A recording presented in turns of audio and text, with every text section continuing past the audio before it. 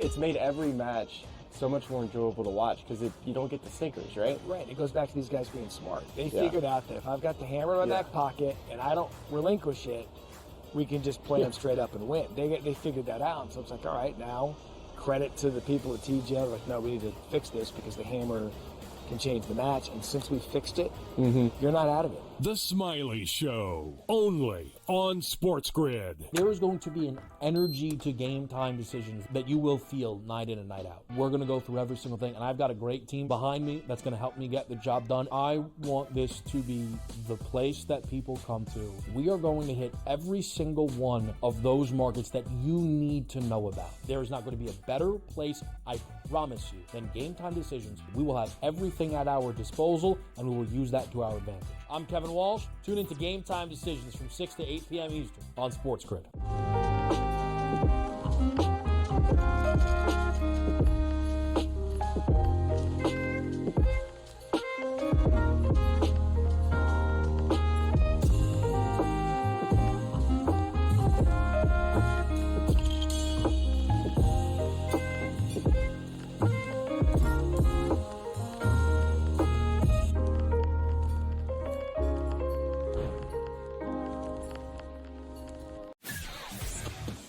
Off of the Combine this weekend, there's been lots of anonymous sources and position coaches and all these things that sat down in interviews with him.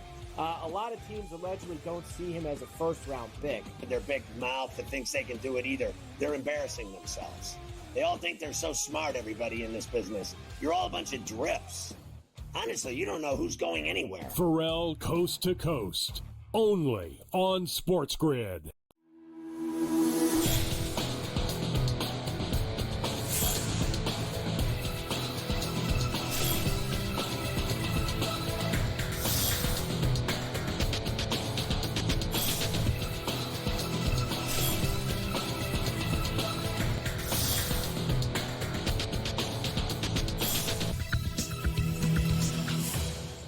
Good morning. Welcome to NewsWire here on SportsGrid. Let the madness continue. The month of March here. Conference tournament action set to tip off once again very shortly. Welcome back to the show. We're going to have a full preview of all the games going on and recap everything that's happening in our conference tournament coverage here on SportsGrid. It continues this morning here on NewsWire. Also, we'll check out the latest on the pitch. We'll talk some soccer with Kyle Bonn. Also, of course, special guests here throughout the show and on the program as well as we get ready for the NCAA tournament next week. Our buddy Bill Bender is back on the show from Sporting News, pivoting over from some football to college hoops. So looking forward to previewing those games as well. If college hoops is your thing, this is the network for you over the next few days. No question about that. But let's get started with our top story of the day. And this is kind of surprising, especially considering FanDuel a couple of weeks ago came out discussing the prediction market company called Kalshi, basically saying that we can't control some of those prediction market companies if they end up being widespread. Well, how about this? DraftKings CEO Jason Robbins says that the possibility of exploring prediction markets is there. It seems the company may be ready to take a firm step in the direction. DraftKings leadership filed an application with the NFA, which is the National Futures Association, for a new business to be known as, get this, DraftKings Predict. So, of course, this has nothing really to do with sports, or at least somewhat to do with sports. It has to do with everything else. How much money a movie makes at the box office over the weekend? Who could be the next president of the United States? The prediction market's supremely popular, and the application date is July 30th, 2024, and they already got this done. So we will see if this ends up coming to fruition this year or next. Before we get to some basketball, and give that to you for about 45 minutes here on the show, let's just give you the latest really quick on the football news here. Cooper Kupp was released yesterday by the Rams. His agent says that he's going to be fine, going to sign a 1 or 2 year deal, $10, $11 million, remains to be seen. But that's the going market, I guess, for Cooper Kupp. Jets have released C.J. Mosley, former captain. That saves him $4 million. Evan Engram, tight end, is on the move. He's going from Jacksonville to Denver on a 2 year deal. Mac Jones is the new backup to Brock Purdy. He signs a 2 year, $7 million contract. Over in the NBA, we had a finals preview last night. Shai Gilgeous-Alexander did his best Houdini yet again as the Thunder end up taking out the Celtics. As right now, Oklahoma City is not only the favorite to win the West, but look like the most dominant team going right now in the NBA. Here's Shai Gilgeous-Alexander after the game talking about picking up the win in Boston. Yeah, to win on the road regardless, like you have to punch first, obviously, because the crowd and the atmosphere and they're in their comfort zone. And then you have to be very disciplined, and those are the things we focused on. Just punching first, trying to throw the first punch in the game, and then making sure that we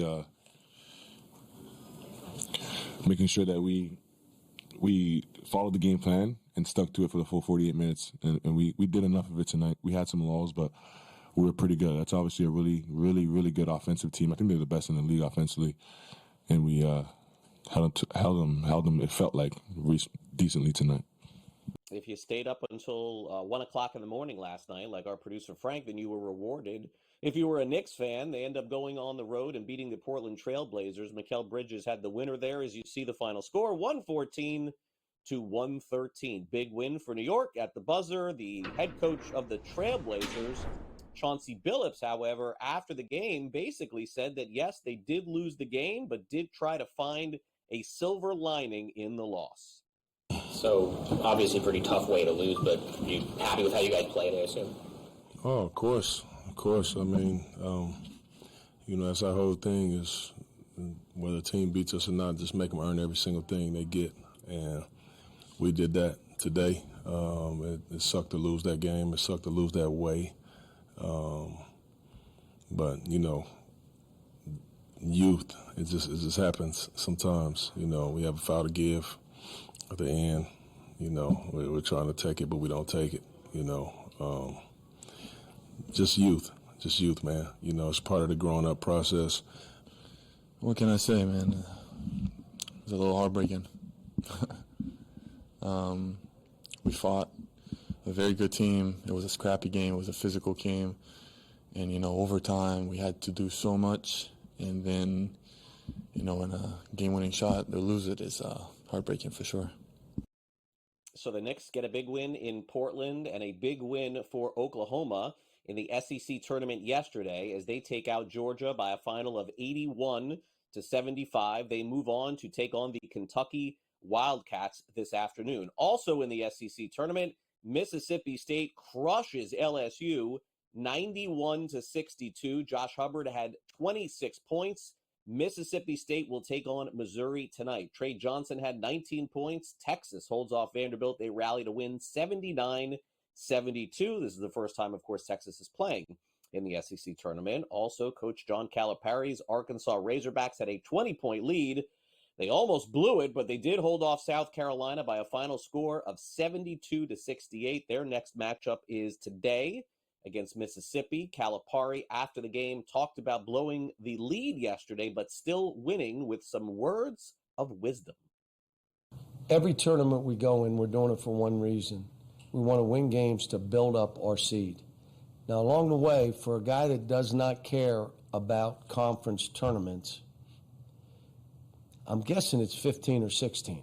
So if you don't care, the kids don't care, no one cares, then I'm a magician. So how about maybe you're taking the pressure off the kids? That this is just another thing for us to get better and improve ourselves. And then along the way, you know what? You're reaching for stars, you grab a moon, and all of a sudden you're standing there with the trophy. You reach for stars and grab a moon. Love it. All right, whatever that means. Over the Big Ten tournament, USC tops Rutgers, one of the most exciting games of the night, 97-89 in double overtime. USC was down 4. They came back and won. Iowa beat Ohio State, 77-70, and they will take on Illinois today. Also, Nick Martinelli had 28 points. Northwestern beats Minnesota 72-64. And after losing the game yesterday, Minnesota fired their head coach, Ben Johnson. They made that announcement officially today. All right, now let's go to the Big 12 tournament, where it was a battle that nobody saw coming yesterday. Central Florida took Kansas to the tilt in overtime. The Jayhawks prevail. They win the game 98-84. Here's Bill Self after the game, happy with the win, but could have been a little easier. We're happy we won. We didn't play our best, but I think they had a lot to do with that. And when we had a chance to kind of break the game open, we didn't take advantage of it. But fortunately, Zeke and AJ both made shots, and Hunt made 3 threes in the second half or whatever that were all huge, and we needed every one of them. But that was not a very good defensive performance out there tonight. Also in the conference, Baylor takes out Kansas State 70-56, and number 16 seed Colorado beats number 8 seed West Virginia 67-70.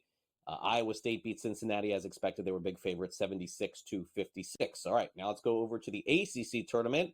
Some blowouts here as well. SMU, close game at the half, but they end up taking out Syracuse by 20. Final score 73-53. Also, Jalen Blake had 21 points. Stanford beats Cal. Both teams out west now playing in the ACC 78-73. North Carolina, no issues with Notre Dame. That final was 76-56. And Duncan Powell had 21 points. Georgia Tech beats Virginia 66-60. And the reward for that for Georgia Tech is taking on Duke today. The Blue Devils this afternoon are 22.5-point favorites. Over in the Big East, Villanova takes care of Seton Hall 67-55. Villanova will take on the Huskies tonight. DePaul upsets Georgetown 71-67 as they take on Creighton. And Butler beats Providence 75-69. And they'll match up with St. John's. We'll take a quick time out here on NewsWire. We come back next. We dive into some soccer with Kyle Bonn.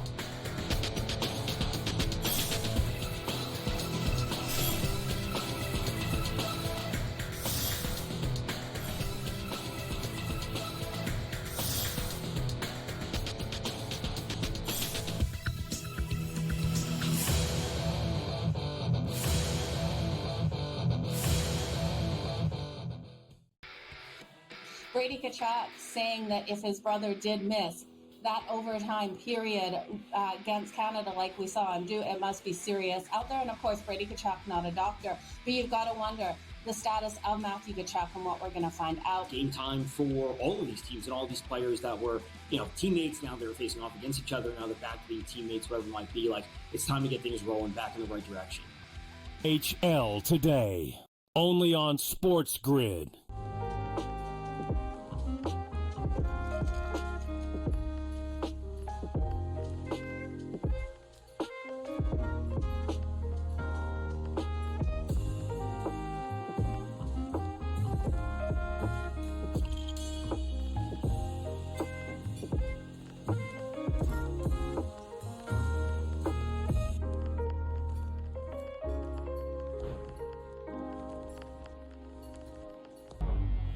Two guys that can do it all. Too much electricity this morning. This is a good time. We're having a lot of fun. I had to do a triple take. Ka-ching!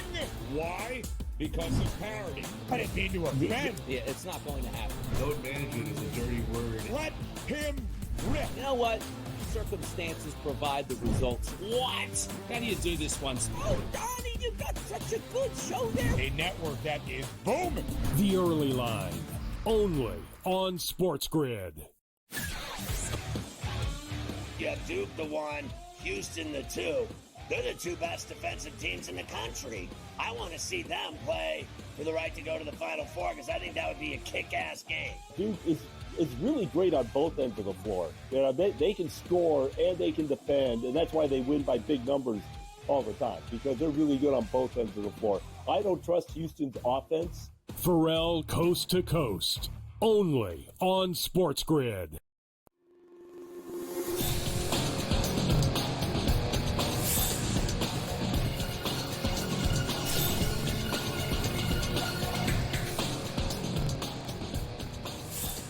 Let's get to the latest on the pitch in soccer. We bring in Kyle Bonn, of course, from Sporting News, talking soccer with us as he does weekly here on the show. It's great to have Kyle back. Back-to-back weeks, by the way. Some exciting stuff happening in soccer.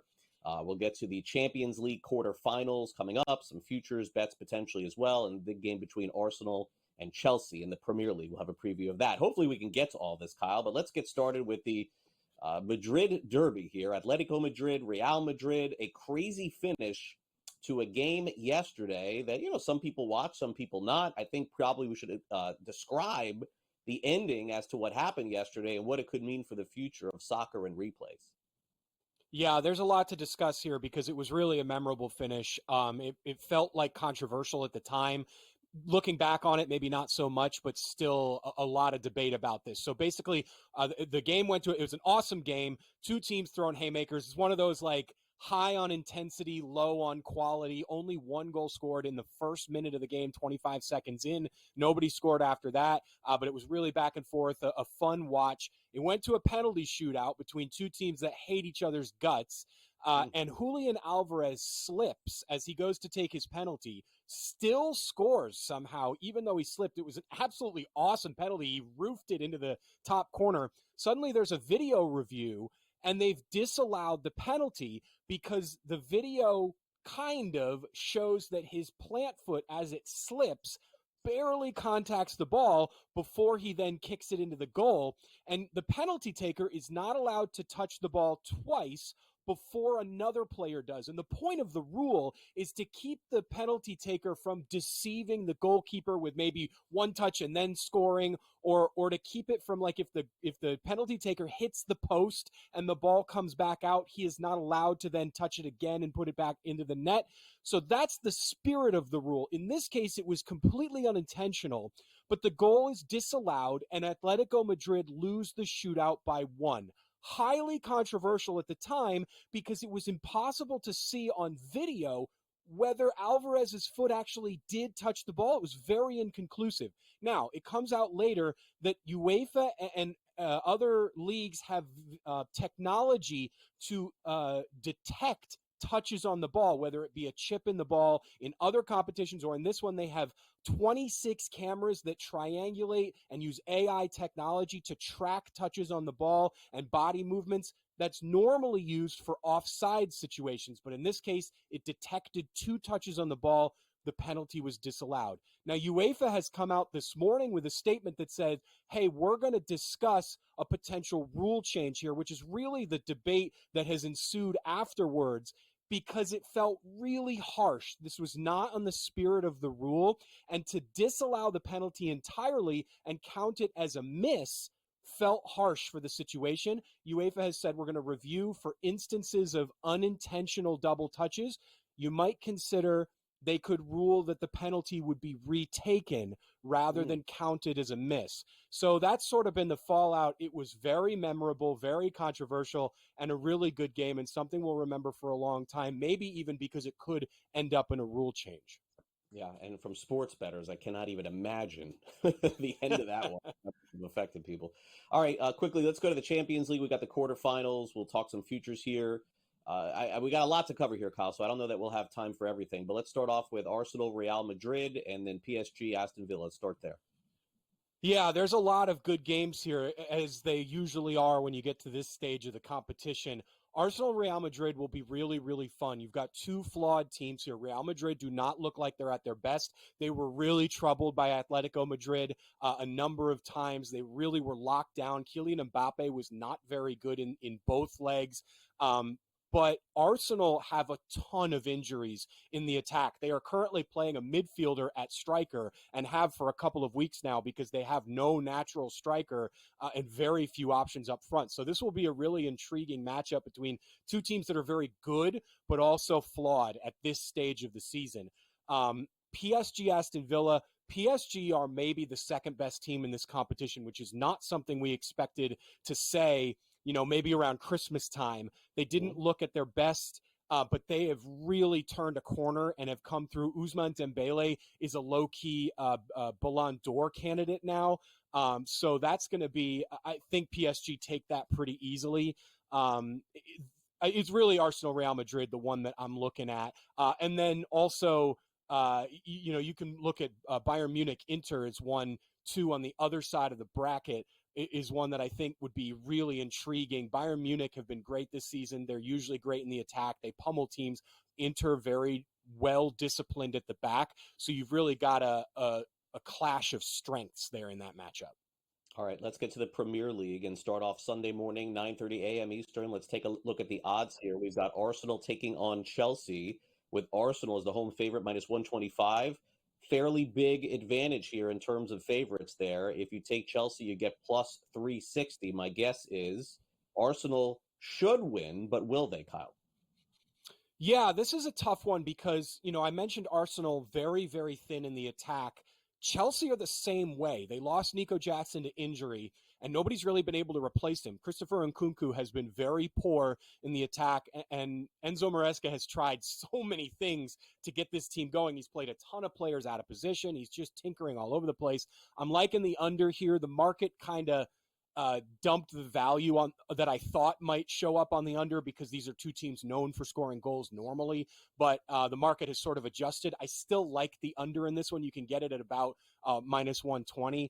I do like the value on Chelsea here. That's a very big disparity. And Arsenal have not been great over the past few months. They've just been very inconsistent, and I could see them dropping points here. Chelsea need this game more than Arsenal do.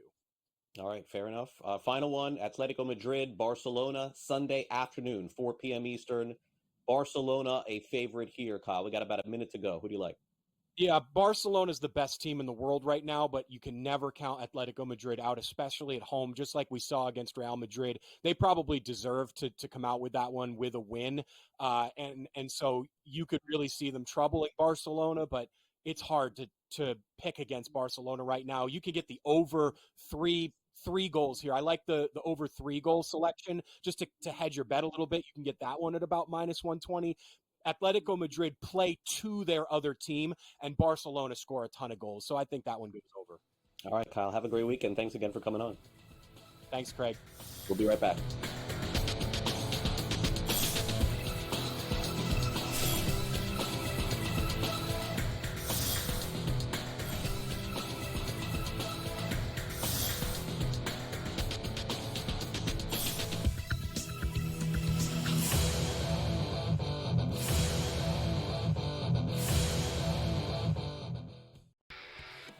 Brady Kannon saying that if his brother did miss that overtime period against Canada like we saw him do, it must be serious out there. And of course, Brady Kannon, not a doctor, but you've got to wonder the status of Matthew Tkachuk and what we're going to find out. Game time for all of these teams and all these players that were, teammates. Now they're facing off against each other. Now they're back to being teammates, whatever it might be. Like, it's time to get things rolling back in the right direction.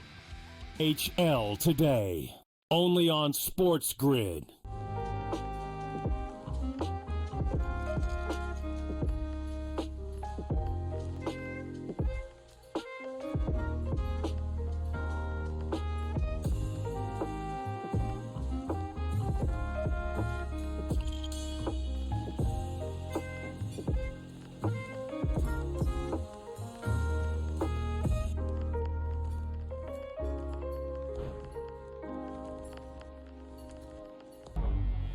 Two guys that can do it all. Too much electricity this morning. This is a good time. We're having a lot of fun. I had to do a triple take. Ka-ching!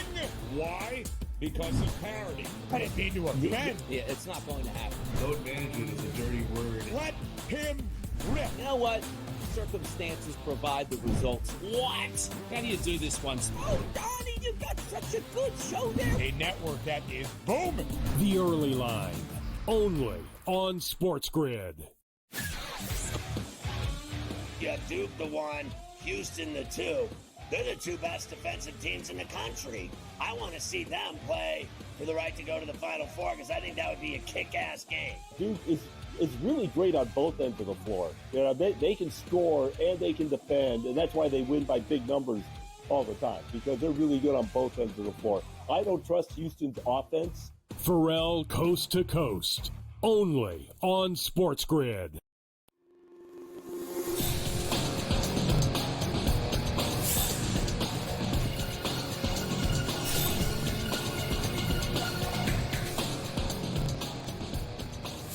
Welcome back to NewsWire here on SportsGrid. Couple of news and notes from the National Football League. Rico Dowdle, running back, leaves Dallas, signs with the Carolina Panthers. So he and Chuba Hubbard will run that backfield. Also, Mason Rudolph is back with the Pittsburgh Steelers. He signs a 2-year contract. But meanwhile, lots happening in the National Football League. We'll get to that. And also, Kevin Walsh has got his prediction as to who is going to be his pick to win it all in the NCAA tournament. Time now for the SportsGrid Sound Off.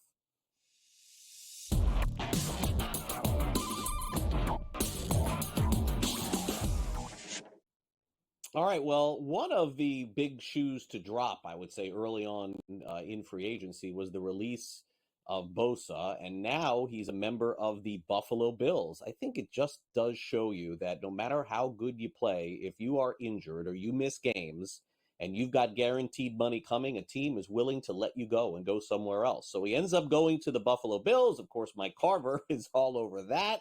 So is Scott Farrell. They discussed the signing on Coast to Coast. I kind of like this. I know Bosa gets banged up and he doesn't play a lot, but for 1 year, I could take a shot with that. I'm glad they didn't give him 3-4 years or $50 million. I think it's worth the risk because he's playing for money this year, too, if he stays out there. I don't mind that deal. I think Ogunjobi sucks. In fact, I know he does. I just watched him suck in Pittsburgh for the last couple of years. So I'm not fooled by that deal. But I like Bosa if he's healthy. You know, it's weird. He played in Los Angeles, right? And you would think that a guy playing in the sunshine, in the warm weather, indoors, perfect everything, ideal setting, that he would be healthy. Meanwhile, he was injured the whole time he played there. Watch him go to Buffalo where it's 20 below and freezing ass, and his body actually stays healthy in the cold. I'll bet the guy is healthy in Buffalo. Never was healthy when he was running down to the beach to run in the sand and lay in the sun and everything. Now he's going to be freezing his ass off. It's like a free ice bath in Buffalo, and guys go there and they play well. Guys go there and they have success. Guys go there, they go to the playoffs. And look, I thought Von Miller sucked. I think Joey Bosa is way better than Von Miller. Not back in the day, but he is now. And the Bills right now primed for another run if they can only get past the Kansas City Chiefs. All right, guess what is coming? The NCAA tournament brackets are coming out on Sunday night. Get ready to fill them out. Here's Kevin Walsh with his prediction as to who will win it all. Before you know it, we're going to be filling out our brackets. And when I get to the end, it's very likely you'll see Houston finishing it up for me. One of the things that initially got me in on this Houston team, who I didn't pick before the year, but in the year, was how their price wasn't moving. Despite winning and winning and winning and only losing one regular season game in the Big 12. We saw plenty of movement at the top. Duke and Auburn dropping underneath plus 400, rightfully so. We've seen Florida get a lot of respect in the market. They deserve respect. These teams' numbers have moved drastically from where they started. Houston was plus 900 before we played a game, and they're now plus 850. Despite looking like maybe the best offense Kelvin Sampson has had during his time at Houston, and the defense as good as ever. I can't believe a preseason favorite feels like they have value while they've been awesome. But that is what seemingly is separating this Houston team. They haven't grabbed all the headlines like Duke and Auburn. Maybe it's because they don't have a Cooper Flagg or a Janai Broom. Instead, they got a lot of guys like Jawan Roberts and Emmanuel Sharp and LJ Cryer and Milos Uzan and the list, JoJo Tugler, the list goes on. It's almost bracket time.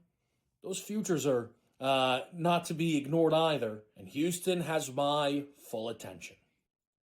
All right, thanks very much, Kevin. And coming up today, your first opportunity to bet on college basketball today in 2 minutes from now, so get it in. Duquesne takes on St. Bonaventure at 11:30 Eastern. Right now, the Bonnies are 2.5-point favorites. The next game begins at noon Eastern, and that is Oregon taking on Indiana. And Oregon is 2.5-point favorites. And then the biggest favorite of the day, of course, is right around 12 o'clock Eastern.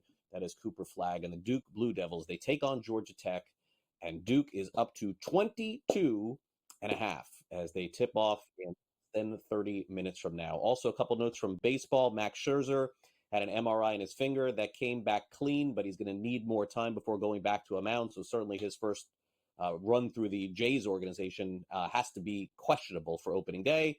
And Jeff McNeil with an oblique strain is going to miss 3 to 4 weeks of the New York Mets. Mets have had a tough time with injuries during spring training. Bill Bender joins us next. We dive into some more hoops right after this. Okay.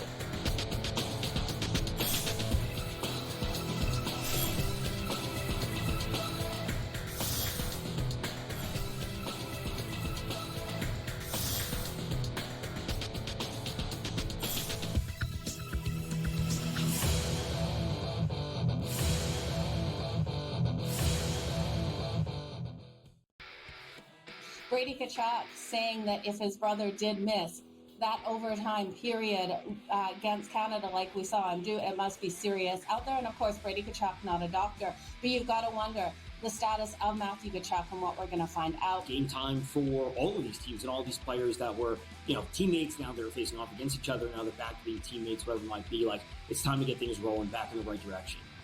HL today, only on SportsGrid.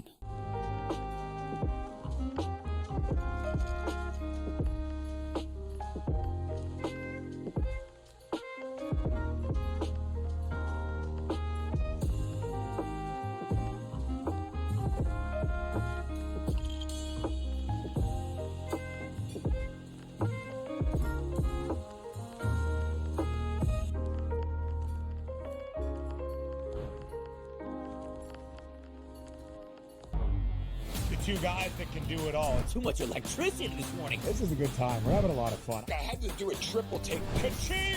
Why? Because of parity. I didn't mean to offend. Yeah, it's not going to happen. Load management is a dirty word. Let him rip. You know what? Circumstances provide the results. What? How do you do this once? Oh, Donnie, you got such a good show there. A network that is booming. The early line, only on SportsGrid. Yeah, Duke the 1, Houston the 2. They're the two best defensive teams in the country. I want to see them play for the right to go to the Final Four because I think that would be a kick-ass game. Duke is really great on both ends of the floor. They can score and they can defend, and that's why they win by big numbers all the time, because they're really good on both ends of the floor. I don't trust Houston's offense. Pharrell Coast to Coast, only on SportsGrid.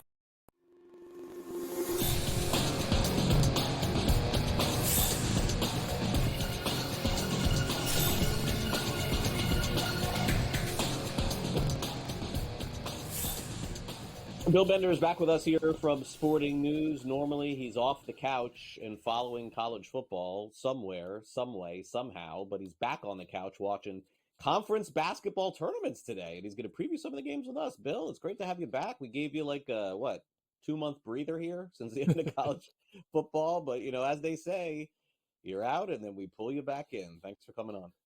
Yeah, I'm going to be honest. When Frankie texted me yesterday, I had a moment of, who is this guy? And then I was like, oh yeah, SportsGrid. And so excited to be back on with you guys. So, and as we were talking about on the break, March Madness, I back up the great Mike DeCourcy. It's the best spot to be in. He's the best. And I just try to contribute behind him. All right. So let's take a look at some of the games today. And we start with the biggest spread of the day in sports, NBA, college, anything you want. Duke Blue Devils, 22.5-point favorites over Georgia Tech, and a total of 143.5. So, puncher's chance, no chance. You run them out of the gym. What's going to happen here today? I mean, I know what's going to happen, Bill, when we get to the NCAA tournament. There's going to be a 22.5-point favorite that's not going to even win, because that's what happens every year. But how about today? Well, I mean, Duke has covered in their last 7 games. So, that tells you right there that they are fully capable of coming out and blowing Georgia Tech out and making it look easy. But you know what? I think the Yellow Jackets are going to sneak a cover in here and find a way. And it's also going to give me a chance to explain to my son how good Damon Stoudemire was when he played. So, I look at the Yellow Jackets. I think there's a chance for them to sneak under that number. Not going to be easy. Almost a game that if I was betting on it, I'd probably do it in game instead of, going right out the chute, because then you'll have a feel for how Duke looks after the first 6-7 minutes. Duke is also the biggest favorite of any conference tournament too, Bill. They're minus 330 over on the FanDuel Sportsbook. Do you give Clemson or Louisville any shot? I do, but you have to know that Clemson's never won the ACC tournament. So despite the fact that they beat Duke earlier this season, you're going up against history there. If I was going to bet on somebody other than Duke, I might take a shot on Louisville. I've watched Pat Kelsey over the years, when he was at Winthrop and Charleston, and he won 5 conference tournaments. He's a very good conference tournament coach. Now, is Winthrop and Charleston the ACC? Of course not. But that doesn't mean that Louisville can't go in here, make a statement, improve their seed line, make a run to the championship game. But I would still pick Duke to win the whole thing, but, and have the Blue Devils win their second ACC championship in 3 years. All right, over in the SEC, first game of the day, Arkansas against Mississippi. Arkansas survived a big scare, to say the least, yesterday. And, Bill, I was watching Coach Calipari's postgame. We used some of it here on the show. I didn't understand what he was talking about, honestly, from the beginning to the end. And the Razorbacks, by the way, have been a really tough team to predict this season. So, Bill, I mean, in this game against Ole Miss, they're getting 3.5 points. It wouldn't shock me if they won by 10, and it wouldn't shock me if they lost by 20. I guess I just can't figure out which one it is.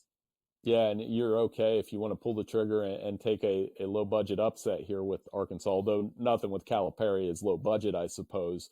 I am so excited to watch the SEC tournament. Normally, I'm a guy, as you know, in Big Ten country, I go to that tournament first and the ACC, but I think every game in the SEC, there's a potential for an upset. Really do, because these are all quality teams jostling for tournament position. I think Arkansas, as crazy as it got yesterday, did seal up a tournament bid. I'm looking at them being a number 10, maybe a number 9 or number 8 if they can win another game or two here. And, the committee likes to have a sense of humor. If they got them in that same vicinity as Kentucky in the tournament, I think it would be amazing. And by the way, Arkansas, as it stands, are one of the biggest long shot odds to win the SEC tournament. After the Gators and Auburn, it's sort of Tennessee or Alabama. Beyond that, Bill, you'd be really taking a long shot here. Yeah, Florida's the team I'm kind of looking at. Walter Clayton, the backcourt, 3 guys that score 16 points per game, beat Auburn once this season, playing with purpose. And Todd Golden, I talked to him earlier this week, and he mentioned how proud he is of their defensive efficiency. Last year, they couldn't play defense, and that cost them in the tournament against Colorado. I think with that emphasis on that, how hot they're playing down the stretch. And I mentioned Walter Clayton, Sporting News, we're going to have a feature on him tomorrow. What a good kid. You look at his stat line every night, and you're like 24 points, 5 assists, 6 rebounds. He's an all-around player. I think he's the type of player that could take over the tournament, and I think that starts this week, and the Gators end up cutting down that net. I hope so. That's what I will be rooting for. Only thing I root for here openly on the show. All right, Mike Woodson, head coach at Indiana, said maybe he's leaving too soon. Is he, Bill? Because they play Oregon today, and I guess you could make the case for it if they were to pull this upset off. Ducks 1.5 point favorites, total 143.5 in the Big Ten. This game starts shortly. Yeah, I suppose the Hoosiers are still on the bubble, though I would argue that Ohio State's loss last night kind of helped Indiana to the point that the Hoosiers are going to get in, probably be an 11 seed. And what a run Mike Woodson's gone on since announcing that he would not return. They beat Purdue, and they beat Ohio State, and they looked good. Now, with Oregon today, I don't like their odds because the last time these two teams played, Oregon made 19 of 21 from the free throw line. They were lights out. Indiana shot 7 free throws in that game. So the other part of this, though, is Oregon is traveling across the country. We talked about that all football season, the 2 time zone difference. Indiana's close to home. So I anticipate this will be a competitive game. I would lean towards the Ducks with the understanding that, Indiana, they're hot right now. And I agree with you. I mean, if I was Mike Woodson, who is Indiana going to get that's better at this point? True. I think it's a really tough call to let him go. Yeah, I mean, coaching in the NBA, the Hawks, and other teams too. And now all of a sudden, I mean, he's going to have opportunities if he does well. They may have to walk that back. Michigan State is basically the prohibitive favorite to win the Big Ten. But as you can see, it's really bunched up in terms of the odds, Bill. Beyond that, Maryland, Wisconsin, Purdue, Illinois, even UCLA right there. Maryland's probably playing the best outside of Michigan State. They've got a really good starting 5, not a real deep bench, but the way that they played down the stretch, it looked like the Terps of old in the ACC days. I tried to make a joke on a Baltimore radio station about them being the last Big Ten champion, even though they were in the ACC in 2002. They didn't like it. That didn't land very well. But I do think Maryland has made a name for themselves in the Big Ten. And then Michigan State's just been phenomenal. I've watched a lot of Michigan State basketball over the years. Craig, I think not only if they win the Big Ten tournament, which I think they're going to, they should be a number 1 seed. They're playing very unselfish. They've got multiple guys that can score. 8 guys averaging 7 points per game or more. You put Jace Richardson on top of that. I mean, you remember Jason and how good he was. This Michigan State team, it feels like one of his best ones. Maybe not as good as that 2000 team that won it all, but very tight and play a lot the same way. So, I mean, and you know better. We know better than to sleep on Tom Izzo in March. He does this all the time. Yeah, no, he does. And who's played better in the last month than them? The answer is no one. All right, so the prime matchup tonight in all of college basketball, without a conference championship and a bid going out tonight, has got to be this Big East game between Villanova and UConn. UConn 4.5-point favorites, total 135 and a half. This looks like a tight one, Bill. Does. Why do I feel like UConn's going to make a statement, though? Not only tonight, but all through the weekend. I could see them going on a little run here. Alex Karaban, last 4 games, 45% from three-point range. He's been fantastic. And I would look for UConn to make a run. I hope they play St. John's in the finals. I think that would be an electric atmosphere. I'm also looking at Xavier on the bubble as a team that really needs to win today to ensure that they get in. But I think we end up with a UConn-St. John's final. St. John's, by the way, won both of those games by an average of 10 points per game. I do like UConn to cover against Villanova today, even though Villanova looked good in the first round last night. All right, there you go. Cover Bill over at sportingnews.com. He's got a great story, as he mentioned, on Walter Clayton Jr., the Florida Gators, going online soon. And Bill, we'll either talk next week for, the NCAA tournament, but I know we'll talk before the NFL draft coming up in April. So thanks again for coming on the show. Appreciate the appearance. Oh, anytime. Great to be back. Thanks so much for having me on. All right, Bill Bender with us. Before you know it, Bill will be back with us in August every day doing college football as well. All right, coming up next, it's the 5th major, the Players' Championship. All the big names are in this tournament this week. Huge tournament, biggest of the year thus far. Brady Kannon will give us a preview as to who he thinks is going to win next.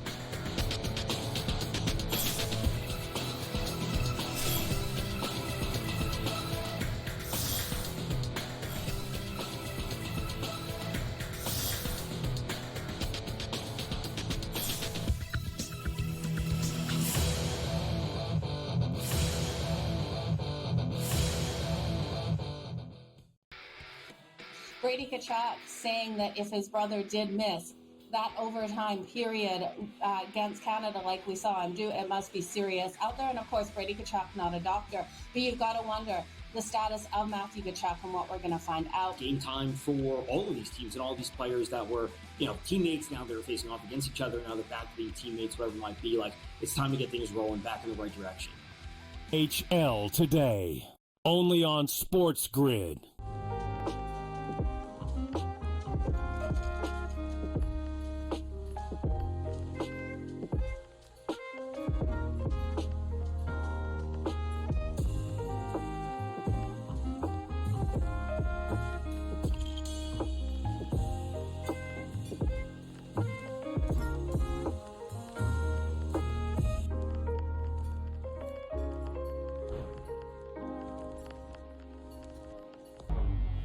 Two guys that can do it all. Too much electricity this morning. This is a good time. We're having a lot of fun. I had to do a triple take. Ka-ching!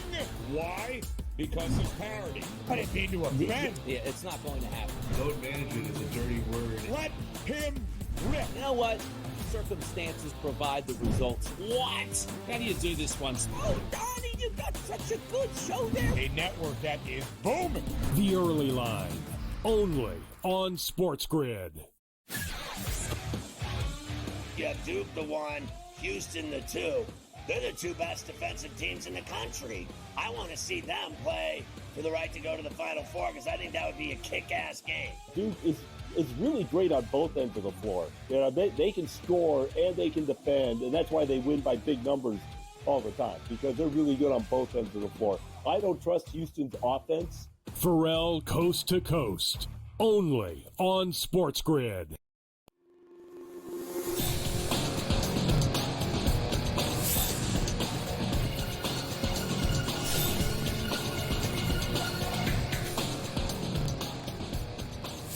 Welcome back to NewsWire. We got Brady Kannon in the house to preview the Players' Championship. They are underway. Nobody in the clubhouse yet, but several golfers more than halfway done with their first round. So we'll discuss what we've seen thus far and also have a preview of what's to come. And Brady, great to have you once again here on the show. Let's real quick put a bow on the season for Tiger Woods, who announced that he's going to have Achilles surgery.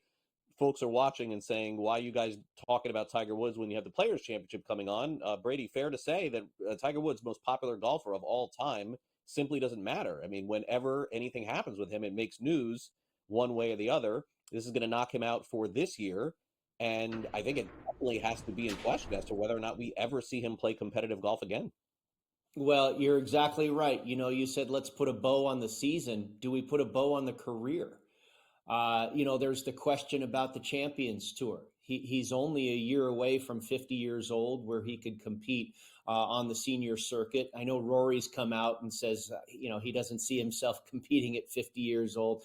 I think it would be great if Tiger did. It's really unfortunate. We kind of wait for him to show up at the Masters every year at this point in his career. Obviously, that's not going to happen. This kind of came out of nowhere. And we were watching him, compete in the TGL. And it was great seeing him in that type of action, at least a little bit of Tiger for us, and kind of gearing up towards seeing him tee it up at Augusta. That's not going to happen. And you wonder if it ever will again.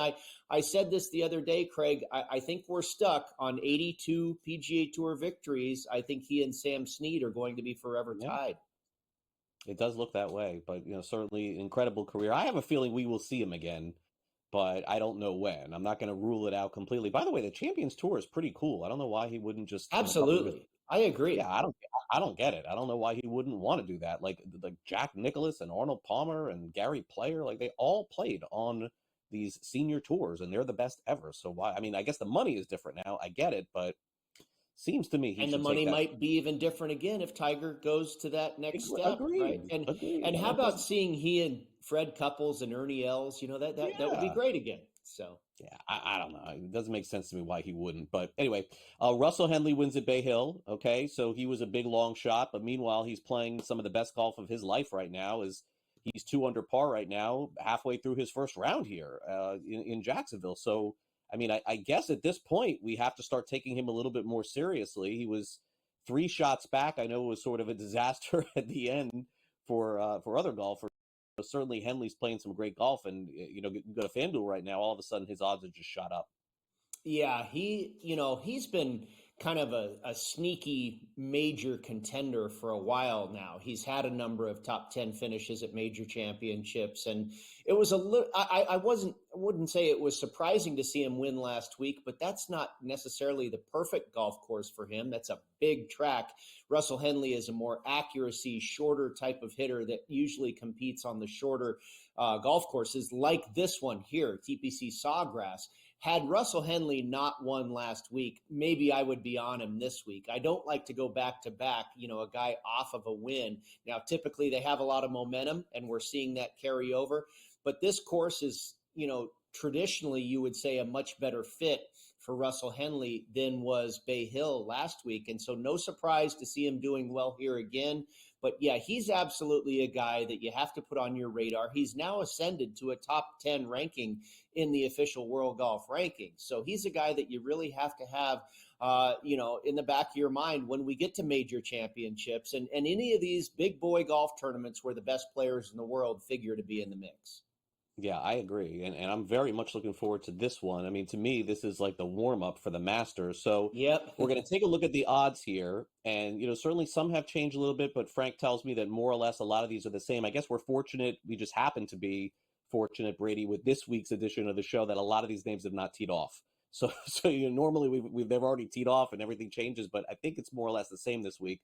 So Scotty's 4-1, Rory's 11-1, Morikawa's 13-1.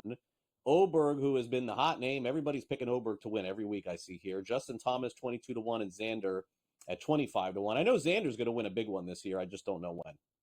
Yeah, and I don't think it'll be this week. He just returned off of injury last week, and I really believe his focus is to be ready for the Masters in exactly a month from today. I don't know if even in his own mind he feels he's ready to win again necessarily. Now it's pretty attractive. We've seen his odds dripped all the way to 30-1 or so, which you typically don't see on Xander Schauffele. But obviously the odds makers understand he is still coming off of injury as well. Scotty and Rory, both former winners here at the Players Championship. Morikawa is a guy I landed on. I think he's going to be. It's kind of like Russell Henley. They're very similar players. Never miss a fairway, very accurate, great iron players, ball strikers, and that's what you need here at TPC Sawgrass. I think Morikawa is going to be back in the mix. Aaron Rai is a guy we selected, and he's off to a great start right now, tied for second at 3 under par through 9 holes. Sepp Straka doing well. He's 2 under on his way to the back 9 now, and he was a very, very popular pick this week. Some other guys that we have on the card, Daniel Berger, the Florida State Seminole. J.J. Spahn is yet to tee off. Joel Damon and J.T. Poston, a couple of my long bombs that are kind of bombing right now. They're both 3 over par, I believe, at this point. But that's the nature of this tournament. You've got to take some stabs because, you know, for all the Scotties and Rorys and Tigers and Mickelsons and Sergios that have won this tournament, there's also Craig Perks and Tim Clark and Fred Funk and Stephen Ames. You know, it's the beauty of the Pete Dye design. There is all kinds of randomness to the results and every hole by hole at this golf tournament. So it's very difficult to predict, and you do have to take some outliers there on your card because anything really can happen here at TPC Sawgrass. All right, so while everybody's paying attention to the Players Championship, Brady's making money on the Live Golf Tour. Yeah, I mean, no, Brady, you're the only one watching. No offense, but he is. He sends me the picks last week. I'm like, all right, sounds good. He wins. Do you want to throw out another pick this week while everyone's watching, zigging? You're gonna zag somewhere else? Yeah, you know, hey, the money's the same. We hit Sergio last week. That was beautiful. Now we've got Live Singapore, and I went with Dean Burmester, Paul Casey, and Peter Uihlein. We'll see if we can hit another one. All right, hopefully so. I think I just made the Live Golf Tour mad at me for saying that, but I mean, the truth is the truth. I don't know. Am I supposed to lie here on the show? I don't know. Brady, you're the best. Thanks again. We'll see you next week. Great being with you, buddy.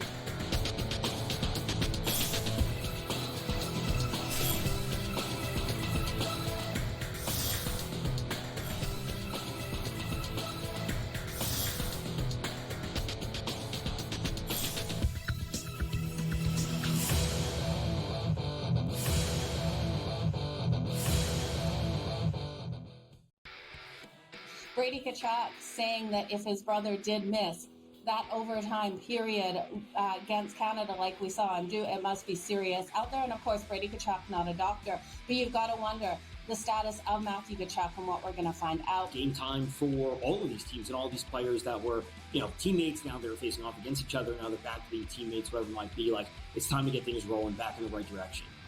HL today, only on SportsGrid.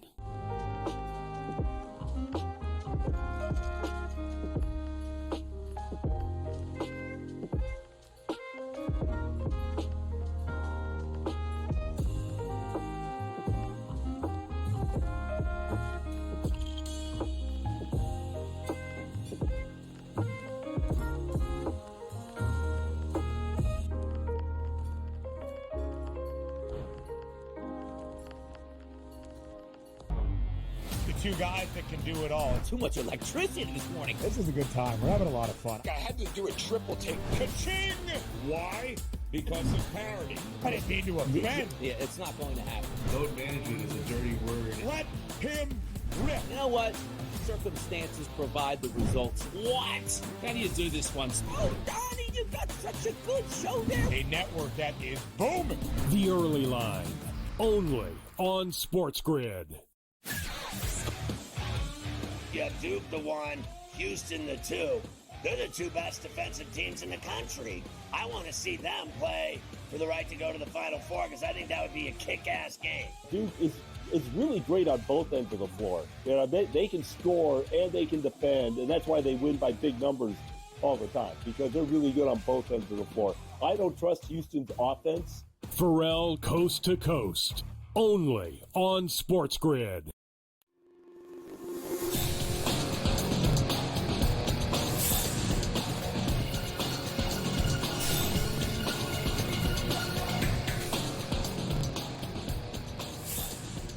Welcome back to NewsWire here on SportsGrid. Boy, Providence's head coach Kim English not happy with his season coming to an end yesterday. We'll get to that. Also, some good news for Bobby Witt Jr. And where were you in 2020 yesterday, several years ago? Where were you during the moment that we're going to show you? Because I remember where I was. Time now for some last licks.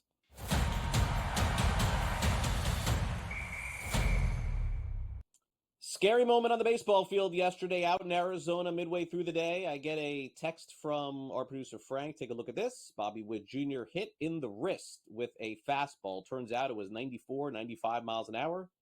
The good news is Bobby Witt is okay, just a contusion. The bad news is probably going to sit out a few games. We've seen this before.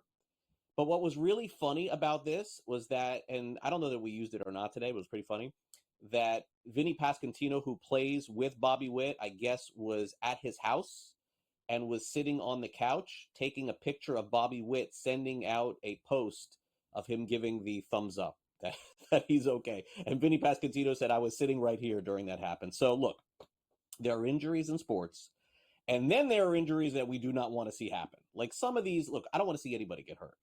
But we cannot have Bobby Witt Jr. missing time during this baseball season. He is arguably one of the top 2, 3, 5 best players in all of Major League Baseball. Good to see that he's back. I can't speculate on injuries because I have no idea, but I can tell you wrist contusion, regular season 2-3 days, spring training. Let's check back Monday. That'd be my guess. I'm just guessing, by the way. Bobby Witt Jr. Okay, so Providence ends up losing in the first round of the Big East tournament. And, you know, certainly when you don't have a good season during the regular season, you don't have a good conference season, stuff like this that you're going to see is going to come out after. So this is Kim English, the head coach of Providence, after their loss yesterday, keeping it, as we would say, 100% real. Yeah, you know, disappointing effort, disappointing outcome, but play true to the pitiful, embarrassing season we've had, that falls on me, and the work to correct it begins, and we will. Good news for Kim English is that as of this morning, I have not seen him fired, so that's good news. The bad news is Minnesota fired their head coach, Ben Johnson, not the Ben Johnson that's coaching the Bears, by the way. Ben Johnson, college basketball coach, he's been let go of the University of Minnesota Golden Gophers. But yeah, keeping it real at the end of the game, we do like to see that. All right, got to end with this. A tweet from 5 years ago yesterday. Let me say this again. This is not now. 5 years ago yesterday, the NCAA announced that they were canceling the NCAA tournament. Why? Because of the global pandemic. I will never forget this moment, and I will never forget this time of the year 5 years ago. Because where was I? I was at a spring training game in Jupiter, Florida, starting to see all of these reports that are coming out. I'm sitting next to all of these people thinking, is this the last time I'm going to see people for a long time? It was a really eerie and bizarre day, starting to get word that all spring training games were being canceled. They were pulling people off the field. In fact, I think that in the Grapefruit League, the Marlins and Cardinals, that game, I think was one of the few that actually finished the game, and that was the last game of spring training that season. So thankfully we are far from over that. I know at the time we all thought, gosh, is this ever going to end? But thankfully that is in the rear view mirror. We'll see you for the next pandemic. Never, hopefully 200 years, whatever. We won't be around for that. All right, that'll do it for our show today. Thanks again to everybody who watched and streamed us here today. Coming up next is Smiley Kaufman. He's got more on the Players' Championship at noon Eastern, so stay tuned for that. That's followed by Scott Farrell, Coast to Coast, with all of the college basketball recaps in action, game time decisions. He'll be very busy tonight previewing the games, recapping the games, in-game live game day, and Sports Rage is on the air tonight with Gabe. Also, thanks to Jake for filling in for Luke today. Thanks to Frank, our producer. And I will see you. By the way, I am taking tomorrow off. A rarity here for me. I am taking the day off tomorrow. So Joe Ranieri is going to be in with you tomorrow on Friday. I'll be back with you for all of the NCAA tournament action next week here on NewsWire, but with a fun week coming. And I know a lot of college basketball time to take a day, for me, which happens every once in a while. So I'll do that tomorrow. And also, by the way, we'll see you Saturday morning for Fantasy Sports Today. It's probably our final look at the fantasy baseball season for those of you who are getting ready to draft. Also, don't forget to download the SportsGrid app. It's been completely redone. If you haven't updated it in the iOS or Android store, you should do it now, because the streaming is like crystal clear now, watching our network here on your phone or iPad on SportsGrid. Hope you have a great rest of your day. And if I don't see you, have a great rest of your weekend. Enjoy the NCAA tournament action. We've got you covered better than anybody else in the country right here on SportsGrid. See you then.